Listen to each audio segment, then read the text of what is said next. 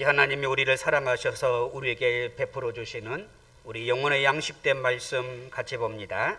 하나님 말씀은 신약성경 누가복음 13장 1절에서 5절의 말씀입니다. 제가 가지고 있는 성경으로 신약성경 117페이지에 기록되어 있는 말씀입니다.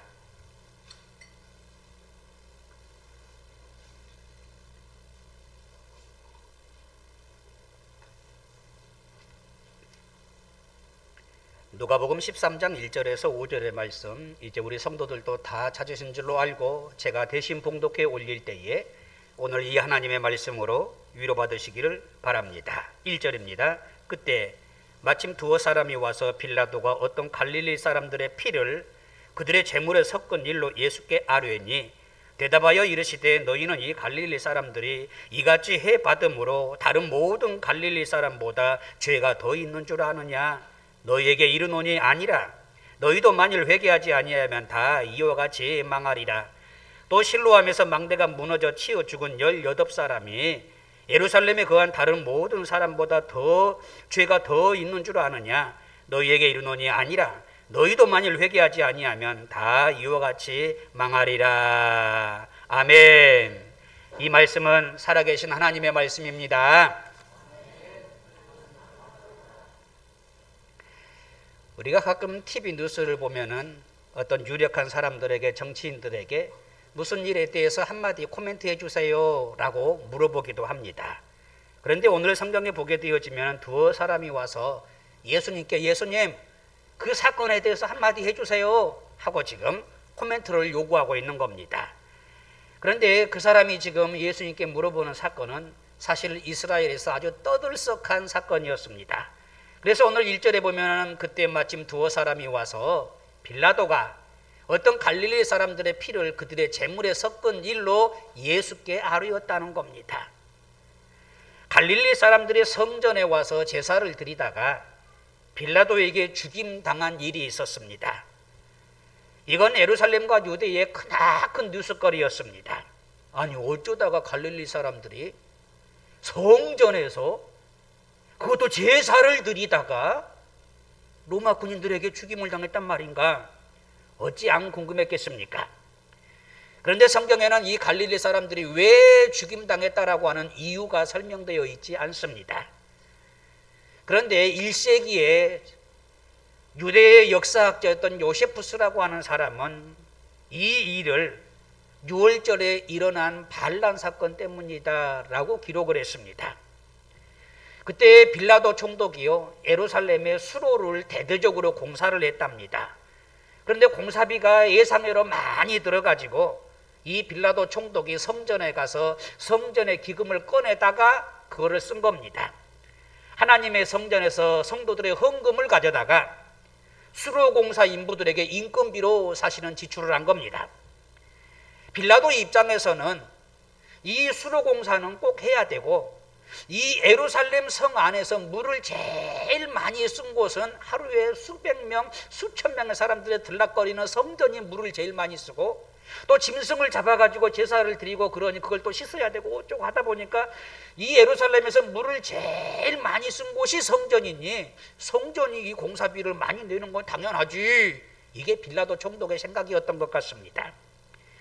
그런데 유대인들에게는 우리가 하나님께 감사해서 드린 이 헌금을 이방인이 총독이 그것도 성전 이외의 일에다가 그렇게 썼다. 이거는 우리 성전을 모독하는 일이고 우리 성전을 더럽히는 일이다. 아주 비분간개한 겁니다. 그런데 이제 갈릴리에서 수많은 사람들이 제사를 드리러 왔다가 그 소식을 들은 겁니다. 그래서 이 갈릴리 사람들은 다른 사람들보다 더 분개해가지고 그냥 무장봉기 칼 들고 그냥 안 된다 하고 일어났는데 그때 빌라도 군인들이 쳐들어와서 일방적으로 학살을 했다는 겁니다. 그래서 이 요세푸스의 기록에 의하면 그때 죽임당한 사람이 2,000명에서 3,000명 정도라고 했습니다. 여러분 한 번에 2,000, 3,000명이 죽임을 당했다면 얼마나 큰 사건이었겠습니까? 그러니 이 소식은 이스라엘 전역으로 꼬리에 꼬리를 물고 퍼져나갔을 겁니다. 그런데 신기한 것은 대다수의 유대인들은 이 일을 하나님의 심판으로 봤다는 겁니다. 즉 성전에서 죽임당한 이 갈릴리 사람들은 그들의 죄 때문에 하나님으로부터 심판을 당했다라고 여김을 받았다는 겁니다. 왜냐하면 예전에도요 성전에서 죽임당한 사람이 있었걸랑요. 누구일까요? 초대 제사장 아론의 두 아들이었던 나답과 아비후라고 하는 사람입니다. 이들 역시 아버지와 똑같이 하나님의 제사장이었습니다. 그런데 이 두 아들이 그만 술 취해가지고 하나님이 제사에 쓸 거룩한 불을 따로 구별해 놓았는데 자기들 마음대로 다른 불로 하나님께 제사를 드려버렸습니다. 그래서 그날 하나님으로부터 현장에서 즉사를 당하게 되어진 겁니다. 사람들은 그때의 일을 생각한 겁니다. 그러면서 이 갈릴리 사람들도 성전에서 죽임을 당했으니 똑같겠지 하고 판단을 한 겁니다. 여러분, 왜 갈릴리 사람들은 하필 성전에서 그것도 하나님께 제사를 드리다가 죽임을 당했을까요? 하나님께 제사를 드리는 것, 하나님께 어떻게 보면은 성전에 가는 거 하나님이 기뻐한 일 아니겠습니까? 그런데 그 기뻐하는 일을 하다가 로마 군인에게 죽임을 당했다는 겁니다. 그러니 바로 많은 유대인들은 이것은 하나님이 갈릴리 사람들의 제사를 거부하는 것이었고 그들이 성전 오는 것을 미워하는 것이었고, 그러니 이거는 나답과 아비후처럼 갈릴리 사람들이 하나님의 진노로 징계를 받은 것이다, 이렇게 생각을 했다는 겁니다. 그게 자기들끼리 내린 결론이었습니다. 그리고 이제 본문에 보면 그 사건에 대해서 이제 예수님께 마이크를 들이대면서 한마디 해주십시오, 코멘트 한번 해주십시오라고 지금 마이크를 들이민 겁니다. 여러분, 그 사건이 유명해서 예수님께 물어봤을까요? 그게 민감해서 지금 예수님께 물어봤을까요? 아니라니까요. 모든 유대인들은 다 그것을 하나님이 징벌한 것, 심판한 것으로 그렇게 알고 있었다니까요. 그러면 왜 예수님께 지금 또 물어보는 걸까요? 이 질문에는 의도가 있습니다. 어떤 의도일까요? 그동안 예수님은요 유대인들을 향해서요 이 외식하는 자들아 라고 질타하셨습니다. 화 있을진저 이 바리새인들아 라고 하면서 비난하고 비판하셨습니다. 그런데 예수님의 그 소리를 들은 유대인들은 그게 못마땅한 겁니다. 자존심이 상한 겁니다.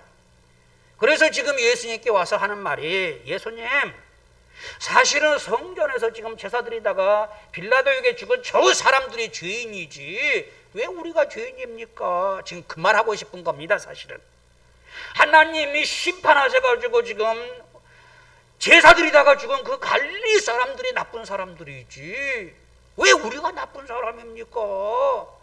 지금 그 말하고 싶어서 지금 예수님께 이 질문을 하고 있다는 겁니다. 지금 질문한 유대인들은 자기들을 변호하기 위해서 이 질문을 한 겁니다. 예수님 말씀에 틀렸다는 것을 은근히 지금 반박하기 위해서 갈릴리 사람들의 지금 그 살인사건을 바로 끄집어낸 겁니다. 그 사람들은 변명할 여지 없이 나쁜 사람들이고 성전에서 죽은 거 보십시오, 제사 드리다가 죽은 거 보십시오, 이건 나답과 아비후처럼 하나님께 심판받은 나쁜 사람들 아닙니까? 그런데 우리들은 날마다 성전 가도 안 죽습니다. 날마다 제사 드려도 안 죽습니다. 그러니 그 사람들이 나쁜 놈들이고 우리가 아니지 않습니까? 지금 그 이야기 하려고 하는 겁니다. 예수님의 대답이 뭡니까? 예수님은 이렇게 대답하십니다. 너희는 이 갈릴리 사람들이 이같이 해받음으로 다른 모든 갈릴리 사람보다 죄가 더 있는 줄 아느냐? 너희에게 이르노니 아니라 너희도 만일 회개하지 아니하면 다 이와 같이 망하리라 말씀하십니다. 그러면서 예수님은 그들이 언급하지 않는 사건 하나를 또 끄집어내십니다. 또 실로암에서 망대가 무너져 치어 죽은 18사람이 예루살렘에 거한 다른 모든 사람보다 죄가 더 있는 줄 아느냐라고 말씀하십니다. 실제로 실로암의 망대가 무너졌습니다. 우리가 어두운 밤에 캄캄한 밤에 부르는 그 실로암은요 바로 기온이라고 하는 샘의 물을 땅속으로 예루살렘 성 안으로 끌어들이는 바로 저장고였습니다. 그래서 예루살렘 밖에 있는 샘물의 물을 땅속으로 끌어들여 가지고 예루살렘 성 안에 큰 저수지를 만들어 가지고 거기다가 물을 저장한 겁니다. 그래서 가물 때에도 이 물을 쓰지만은 예루살렘이 원수들에게 포위되었을 때 그때 이제 이 물은 그 안에 살고 있는 사람들에게는 생명수가 되는 겁니다. 그러니 이 실로암이라고 하는 이 연못의 물이 얼마나 예루살렘 사람들에게는 중요한지 모릅니다. 그래서 거기다가 높은 망대를 짓고 그 샘물을 보호하고 관리하고 지켰다는 겁니다. 그런데 그 망대가 하필 무너져 버린 겁니다. 그런데 이 망대가 무너질 때 그 망대 위에 있었던지 아니면 망대 아래에 있었던지 아니면 지나가든지 망대가 무너질 때 하필 18명의 사람들이 깔려가지고 목숨을 잃었다는 겁니다. 그래서 18명이 한꺼번에 죽은 이 사건도 이 예루살렘과 유대에 많은 큰 뉴스거리가 됐습니다. 예수님은 지금 그 이야기를 끄집어내신 겁니다. 그러면서 예수님은 이제 이 두 가지 사건을 결론을 어떻게 내리십니까? 이게 실로암입니다. 예. 뭐라고 예수님 결론을 내리십니까? 너희에게 이르노니 아니라 너희도 만일 회개하지 아니하면 다 이와 같이 망하리라. 이게 두 사건에서 죽임당한 사람들에 대한, 그리고 그걸 물어보는 다른 사람들에 대한 예수님의 결론입니다. 하나님께 제사를 드리다가 죽임당한 갈릴리 사람들은 불행 만난 사람이 분명합니다. 무너지는 실로암 망대에 치여 죽고 깔려 죽은 18사람도 불행당한 사람이 분명합니다. 우리 주변에도 불행당한 사람들이 참 많지요. 러시아의 침략으로 사망한 우크라이나의 그 수만 명의 민간인들, 얼마나 불행당한 사람입니까? 디폴트에 빠져있는 스리랑카에서 반정부 시위를 하다가 총 맞아 죽은, 어떻게 보면 시민도 불행한 사람입니다. 코로나로 사망해가지고 화장장이 없어가지고 3일장 치러야 되는데 6일장, 7일장 치르는 그 사람과 그 사람의 가족들도 불행당한 것 분명합니다. 이렇게 우리 주변에 불행당한 사람들이 많이 있는데 그들을 본 우리들에게 예수님은 무슨 말씀을 하실까요? 바로 첫 번째로는 즐기지 마라 말씀하십니다. 잠언 24장 17절에 보니까요, 네 원수가 넘어질 때 즐거워하지 말며 그가 엎드러질 때 마음에 기뻐하지 마라 라고 말합니다. 사람이 넘어지는 것, 사람이 엎드려지는 것, 이거 불행한 일입니다. 그런데 네 원수라고 할지라도 그 사람이 넘어지고 엎드려질 때 그것을 즐거워하고 기뻐하지 말라는 겁니다. 즐기지 말라는 겁니다. 사실 우리는요, 다 어떻게 보면 우리에게 감정이 있는 사람이 불행한 일을 만나면은요, 속 시원하다라고 생각하게 됩니다. 그런데 내 철천지 원수가 불행한 일을 당하면 얼마나 통쾌하겠습니까? 아이 쌤통이다 진짜. 뭐 요렇게 많은 사람들이 하지 않습니까? 그러면서 많은 사람은 원수가 잘못되면 10년 묵은 뭐가 내려간다고 표현을 합니다. 그런데 우리 하나님은 그러지 마라 금지하십니다. 네 원수가 넘어질 때 즐거워하지 마라. 네 원수가 엎드러질 때의 마음에 기뻐하지도 마라. 왜 하지 마라 하십니까? 그건 사람이라면 그냥 저절로 되는 감정인데, 자연스러운 일인데 왜 하나님은 그거 하지 마라 라고 말씀하실까요? 두 가지 이유가 있습니다. 바로 이 말씀 그 다음에 그 뒤에 말씀이에요. 18절에 여호와께서 이것을 보시고 기뻐하지 아니하사 그의 진노를 그에게서 옮기실까 두려우니라 라고 말씀하십니다. 첫 번째는 하나님의 뜻이 아니라는 겁니다. 여호와께서 이것을 보시고 기뻐하지 않으신다는 겁니다. 원수가 넘어질 때에 통쾌하다라고 말하면서, 원수가 어떻게 보면 쓰러질 때에 잘됐다라고 말하고 즐기는 거, 이거 하나님이 기뻐하지 아니한다는 겁니다. 그러니 사랑하는 성도 여러분, 이제 우리는 불행당한 사람의 불행을, 특별히 원수의 불행당한 것까지도 즐겨서는 안 됩니다. 속 시원하다 말로도 즐기지 마십시오. 네, 그럴 줄 알았어 마음으로도 즐기지 마십시오. 나도 모르게 그랬을지라도 얼른 깨닫고 중단해야 합니다. 그리고 그런 나를 하나님 앞에 무릎 꿇려야 합니다. 왜냐하면 하나님이 그걸 기뻐하지 않으신다는 겁니다.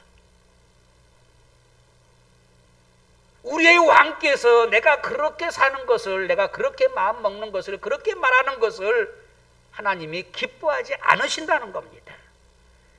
하나님이 기뻐하지 않는 것이 뭡니까? 그게 죄입니다. 그러니 우리가 원수라도 넘어지는 것을, 그 원수가 쓰러지는 것을 좋아하고 즐기는 것은 하나님 앞에 죄가 된다는 말입니다. 그러니 사랑하는 성도 여러분, 이제 말로도 마음의 생각으로도 즐기지 마십시오. 나도 모르게 그랬다면 얼른 중단하고 회개해야 됩니다. 이것이 살아계신 하나님을 믿는 백성들의 우리의 자세입니다. 두 번째, 왜 그래서는 안 됩니까? 바로 두 번째로는요, 불행의 원수가 내 것이 되어버릴 수 있기 때문입니다. 그래서 오늘 뭐라고요? 그의 진노를 그에게서 너에게로 옮기실까 두려우니라 라고 말씀하십니다. 여러분, 우리가 성경에 보면은요, 나병 환자였던 어디 보면은 나만 장군이 이스라엘로 와서 엘리사에게 치료를 받습니다. 그리고는 나병이 깨끗해진 것을 보고 너무 좋아가지고 싸가지고 왔던 막 금은 보화 막 폐물들을 선물로 드리려고 하지요. 그때 엘리사는 여호와의 이름으로 그걸 거절합니다. 여호와의 이름으로 거절한다는 것은 여호와께서 야, 그거 받지 마라. 이건 온전히 내 능력이 제대로 바르게 드러나기 위해서다. 사례 받고 고쳐주는 그거 하지 마라. 이건 은혜다. 그래서 하나님은 엘리사에게 그 은금 보화를 받지 못하게 만드십니다. 그래서 엘리사는 여호와의 이름으로 그걸 거절합니다. 그런데 이 엘리사의 종이었던 게하시가 그 좋은 것을 선생님이 안 받은 것이 너무 속상한 겁니다. 그래서 선생님 멀리 뛰어가가지고 선생님의 이름으로 우리 선생님께서 이만저만해서 이것이 필요하다고 하십니다 라고 하면서 선생님의 이름으로 그것을 받아가지고 자기 집에다가 착복을 합니다. 하나님의 뜻이 있어서 여호와의 이름으로 거절한 건데 그것을 자기 욕심을 채우기 위해서 받아왔던 이 게하시는 어떻게 됐을까요? 열왕기하 5장 27절에 보니까요, 나만의 나병이 너에게 들어 네 자손에게 미쳐 영원토록 이르리라 하니 게하시가 그 앞에서 물러나오매 나병이 발하여 눈같이 되었더라. 하나님이 기뻐하지 않는 일을 했던 이 게하시에게 나만의 나병이 게하시에게 옮겨가 버린 겁니다. 그것도 자자손손에게 이 나병이 흘러가게 돼버린 겁니다. 원수의 불행을 기뻐하고 즐기는 것 하나님이 기뻐하지 아니하신다 하십니다.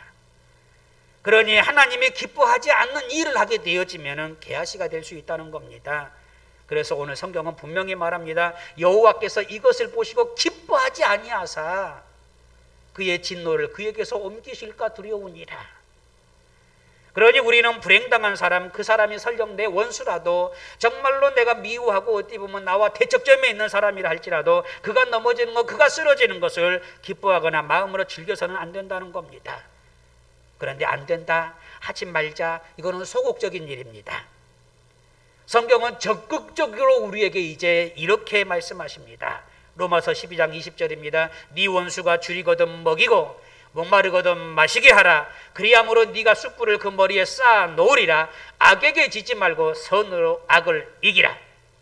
굶주리는 원수를 보면은 기뻐하지 말고 먹을 것을 나눠주고, 목마른 원수를 보면은 쌤통이다 하지 말고 마실 것을 주라는 겁니다. 이것이 하나님이 기뻐하시는 일이라는 겁니다. 그리고 이런 일이야말로 악에게 지지 않고 선으로 악을 이기는 바로 완전한 승리라는 겁니다. 이제 사랑하는 성도 여러분, 오늘 하나님의 이 말씀을 여러분의 삶 속으로 가지고 가십시오. 여러분이 살아가는 시간 속으로 이 말씀을 끌어당겨 가십시오. 말로만 듣고 끝내버리지 마십시오. 그러면 소용없습니다. 이제 나에게 큰 손해를 끼친 사람이라 할지라도 그 사람의 불행을 기뻐하지 마십시오. 말로도 생각으로도 즐거워하지 마십시오. 나의 원수라도 그가 불행당해서 내가 혹시 도울 일이 있다면 도우십시오. 그게 선으로 악을 이기는 하나님의 방식이고 하나님이 기뻐하는 일입니다. 이제 사랑하는 성도 여러분, 우리 주변에 수많은 불행당한 사람들이 있습니다. 첫 번째로는 하나님은 어떤 이유로도 그것을 즐기지 마라. 설령 네하고 너를 힘들게 한 사람, 너를 어떻게 보면 핍박한 사람, 너의 원수를 할지라도 그가 당하는 불행을 즐기지 마라. 오늘 그렇게 말씀하고 계십니다. 두 번째로는 뭡니까? 두 번째로는 네가 회개해라 라는 겁니다. 오늘 예수님은 제사 드리다가 죽임당한 갈릴리 사람의 사건이나 실로암 망대가 무너져가지고 치워 죽은 18명의 사람들의 사건을 통해서 결론을 내리십니다. 너희에게 이르노니 아니라 너희도 만일 회개하지 아니하면 다 이와 같이 망하리라 라고 말씀하십니다. 아니라 뭐가 아니라는 겁니다. 아니라는 겁니까? 그들이 너희보다 더 죄가 많아서 그런 불행 당한 게 아니라는 겁니다. 너희는 그들보다 더 선하고 의로워서 지금 이렇게 있는 게 아니라는 겁니다. 그러면서 뭐라고요? 너희도 회개하지 아니하면은 다 망한다는 겁니다. 무슨 말입니까? 사람은 회개하지 않으면 다 망하는 존재라는 겁니다. 이 세상에 사는 모든 사람들은 회개하지 않으면 망하는 존재라는 겁니다. 너는 그들을 보면서 네가 의롭다고 지금 생각하는데 회개하지 않으면 너도 망한다는 겁니다. 그 사람에 비해서 네가 더 어떻게 보면은 정직하다고 생각하는 모양인데 너 회개하지 않으면 너도 망하는 존재라는 겁니다. 유대인들은 불행당한 사람을 보면서요, 나는 저 사람보다 나서 라고 자기 만족을 가졌습니다. 불행당한 사람을 보게 되어지면은요, 나는 저 사람 같지 않아 라고 하면서 스스로를 위로했습니다. 그런데 하나님은 뭐라고요? 아니라 너도 회개하지 않으면 망하는 존재다. 지금 이렇게 말씀하고 계시는 겁니다. 또 여기서 아니라고 하는 것은요, 모든 불행의 원인이 반드시 죄 때문만은 아니라는 겁니다. 요한복음 9장 2절에 보면 제자들이 예수님께 질문하지 않습니까? 제자들이 물어 이르되 라삐여, 이 사람이 맹인으로 난 것이 누구의 죄로 인함이니까? 자기이니까? 그의 부모이니까? 물어봅니다. 여러분, 나면서 이 찬란한 세상을 한 번도 보지 못한 사람, 우리 입장에서 볼 때 얼마나 불행한 사람입니까? 한 치 앞도 못 보는, 부모 얼굴도 못 보는 이 불행한 이 사람들이 얼마나 우리 입장에서는 불행하냐는 거예요. 그래서 제자들은 나면서부터 맹인된 사람을 보면서 100% 이것은 저 사람 죄 때문이다 라고 지금 결정을 내리고, 이제 궁금한 것은 그러면 누구의 죄냐? 태어날 때 맹인으로 태어난 그 사람의 죄냐, 아니면 부모가 죄를 큰 죄를 지어서 자식이 이렇게 어떻게 보면 앞으로 못 보게 태어났느냐? 지금 그게 궁금한 겁니다. 그러자 예수님 뭐라고 말씀하십니까? 이 사람이나 그 부모의 죄로 인한 것이 아니라 그에게서 하나님이 하시는 일을 나타내고자 하심이라 말씀하십니다. 맹인이 태어날 때부터 맹인으로 태어나서 한 번도 앞을 못 보는 이 불행은 죄와 상관이 없다는 겁니다. 그 사람의 죄와도 상관도 없고 그 부모의 죄와도 상관이 없다는 겁니다. 오히려 하나님이 하시는 일을 나타내려고 하는 거룩한 일에 쓰임받기 위해서 앞을 못 본 상태로 태어났다는 겁니다. 그러니 병은 다 죄 때문이 아닙니다. 한 집사님이 교통사고를 당해가지고 병원에 입원했더랍니다. 병원 진단으로 3개월 입원이 나왔으니 꽤 큰 사고였습니다. 코로나 전이었으니 많은 사람들이 병문안으로 왔습니다. 어떤 분은 와서 위로하고, 어떤 분은 와서 자기 경험담을 이야기하면서 격려해 줍니다. 또 어떤 분은 이제 앞으로 사건 처리는 이렇게 해야 돼 라고 하면서 바로 현실적인 문제를 짚어주기도 했습니다. 그런데 위로하겠다고 왔던 어떤 사람은 오히려 와서 위로가 아니라 정죄를 합니다. 집사님이 지금 무언가 큰 하나님께 죄를 지었기 때문에 이런 징계를 받는 거다. 그러니 빨리 회개해야 된다. 그런 겁니다. 이 집사님은 그 말씀을 듣고 속이 상했습니다. 그렇지 않아도 지금 뜻하지 않는 사건으로 정말로 어쩌면 힘든 나날을 지내고 있고, 이 사건이 도대체 어떤 의미가 있을까 하고 지금 하나님께 지금 구하고 묻고 있었는데, 무작정 와서는 죄 때문이니까 죄 회개하라고 다그치는데 가슴이 안 좋았다는 겁니다. 이런 일들이 우리 한국교회에 비일비재합니다. 많은 성도들이 자신이 불행을 당한 일 앞에, 남이 불행당한 일 앞에 항상 원인을 죄로 이야기를 하면서 바로 회개해라 라고 이야기를 하는 겁니다. 뭔가 분명 잘못한 죄가 있으니까 이런 일 당한 거 아니냐라고 이야기하는 겁니다. 이게 바로 전형적인 유대인입니다. 유대인들은 현재의 행복은 의롭게 산 결과고 현재의 불행은 범죄한 결과다라고 믿는 사람들이었습니다. 내가 지금 이렇게 평안하고 아무 일도 안 일어나는 것은 내가 지금 의롭게 살고 있다는 증거고 불행당하는 것은 죄지었다는 증거라는 겁니다. 이게 유대인인 생각입니다. 그래서 불행당한 이웃을 보면 묻지도 따지지도 않고 정죄부터 했습니다. 그러니 유대 사회에서 정말로 불행당한 사람들은 2중 3중으로 힘들었습니다. 그러면서 그들은 불행당한 사람을 보면서 나는 저 사람보다 의롭다 자기를 위로했고 내가 더 낫다 자기 만족에 빠졌습니다. 바로 그런 사람들이 오늘 예수님께 지금 와서 질문한 겁니다. 예수님은 이제 불행당한 사람을 보면은 네가 먼저 회개해라 라고 말씀하십니다. 그 사람이나 너나 회개하지 않으면 다 망하는 존재다. 그 사람이나 너나 죄에서는 100보, 20보 차이가 있을 뿐 다 죄입니다. 오늘 예수님은 그 말씀을 하는 겁니다. 그러니 누군가가 불행당하는 것을 보면은 그건 네가 회개할 시간이다 라고 지금 우리에게 일러주고 있습니다.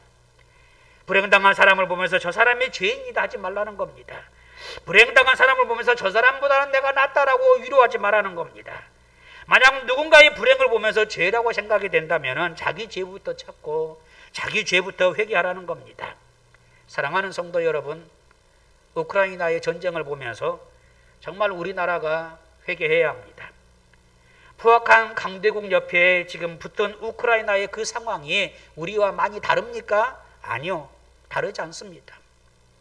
주권을 가진 나라가 스스로 결정한 일이 마음에 들지 않는다고 침략하는 이 상황이 우리나라의 상황과 별반 다르지 않다는 겁니다. 우리나라도 우리나라 군인들이 우리 땅에서 훈련하는데 얼마나 비난을 많이 받고 우리 땅에다가 어떻게 보면 사드를 설치해도 얼마나 보복을 많이 당하고 있습니까? 그런데 우리나라는 지금 우크라이나의 이 전쟁을 너무 강 건너 불구경하듯이 하고 있습니다. 다른 나라, 심지어는 우리 옆나라 일본도 우크라이나 대통령이 영상으로 연설을 하면은 정치인들이 다 몰려와서 듣고 기립박수하면서 지지를 보내는데 우리나라 국회의원들은 몇 명 참석하지도 않았는데 참석한 사람들도 졸거나 핸드폰만 했다 해외 토픽이 됐습니다. 아니요. 지금은 우크라이나의 불행을 보면서 대한민국은 사실은 회개해야 합니다. 믿는 우리라도 이 땅의 죄를 위해서 회개해야 됩니다. 제사장인 우리라도 이 민족의 죄악을 끌어안고 하나님 앞에 회개해야 합니다. 그게 지금 역사의 주관자이신 하나님이 우리에게, 우리 민족에게 주시는 메시지입니다. 그런 의미에서 오늘 우리 안수 집사님이 이곳에서 기도할 때에 이 나라의 죄를 위해서 회개했을 때 참 제 마음이 흡족했습니다. 실패하고 무너지고 주저앉고 누군가 생명을 잃은 주변의 불행을 혹시 보십니까? 절대 즐기지 마십시오. 정지하지도 마십시오. 그건 우리 몫이 아닙니다. 우리가 할 일은 먼저 나를 돌아보고 내 죄를 회개하는 겁니다. 그 사람이 설령 10가지 죄가 있고 나는 한 가지가 죄가 있다 할지라도 회개하지 않으면 다 망하는 겁니다. 그 사람은 10가지 있으니까 망하고 나는 죄가 하나밖에 없으니까 안 망한다가 아닙니다. 그 사람은 10가지의 죄로 망해도 나도 한 가지의 죄로 망하는 겁니다. 그러니 하나님은 누군가의 불행을 보거든 그것이 죄라고 생각이 여겨지거든 너는 먼저 네 죄를 끌어안고 회개해라 라고 말씀하시는 겁니다. 그런데 말이 쉽지 회개가요 쉽지가 않습니다. 사람은 본능적으로 축복을 좋아해도요 회개는 자꾸 밀어냅니다. 어느 큰 목사님이 간증하더라고요. 자기 교회 당신이 했던 설교가 영상으로 다 떠 있는데 한번 살펴봤더니요 축복의 삶, 은총받는 비결, 하나님께 응답받으려면 뭐 이런 제목의 설교에는 막 수천 명이 와서 시청을 했는데 회개해야 된다, 자기 죄를 자백하라, 뭐 이런 제목의 설교에는요 얼마 사람들이 시청을 안 하더라는 거예요. 맞습니다. 이게 다 이심저심 사람의 마음입니다. 사람은 축복받는 데는 혹하지만은 회개하는 데는 하면서 회개하는 일은 싫어합니다. 왜 그럴까요? 우리 안에 있는 본능이라고 하는 것이 더러워서 회개를 싫어합니다. 우리 안에 정욕이라고 하는 것이 철저히 인간 중심이 세상 중심이라 하나님이 원하시는 회개를 싫어합니다. 그런데 이런 상태를 요한복음 1장 5절에서 이렇게 비유하십니다. 안 해놨네요. 빛이 어둠에 빛이 돼 어둠에 깨닫지 못하더라. 회개가 생명으로 나가는 통로인데 우리 안의 본능은 그것을 깨닫지를 못한다는 겁니다. 회개만이 하나님의 은혜 앞으로 우리를 인도하는데 우리 안의 정욕은 그것을 깨닫지를 못한다는 겁니다. 빛이 어둠에 비치는데 어둠이 깨닫지를 못하더라. 지금 우크라이나의 전쟁을 보면서도 강 건너 불구경하듯이 하면서 회개하지 않는 우리나라가 지금 깨닫지 못하고 있는 어둠이 혹시 아닐까요? 실패하고 무너지고 주저앉고 생명을 잃은 그런 수많은 여러분 불행을 보면서 회개할 줄 모른다면은 우리가 바로 깨닫지 못하는 어둠일 수가 있다는 겁니다. 이 말씀과 유사하고 더 확실한 말씀이 있습니다. 누가복음 3장 9절입니다. 이미 도끼가 나무 뿌리에 놓였으니 좋은 열매 맺지 아니하는 나무마다 찍혀 불에 던져지리라. 하나님이 오늘 이 말씀을 여러분에게 도끼로 지금 주신 겁니다. 즐기지 마라. 너의 죄를 회개해라. 지금 도끼로 주셨습니다. 그런데 우리가 깨닫지는 못하면 이제 도끼가 이제 나무 뿌리에 놓이는 겁니다. 이제 찍히는 겁니다. 이제 우리는 회개의 좋은 열매를 맺어야 합니다. 이제 사랑하는 성도 여러분, 중요한 것은 우리는 항상 회개하는 삶을 살아야 한다는 겁니다. 남의 100가지 1000가지 죄만 보고 위로받지 마십시오. 나한테 5가지 있는 3가지 있는 그 죄도 나를 망하게 만듭니다. 그러니 오늘 하나님 말씀합니다. 네가 회개해라 라고 말씀하고 있습니다.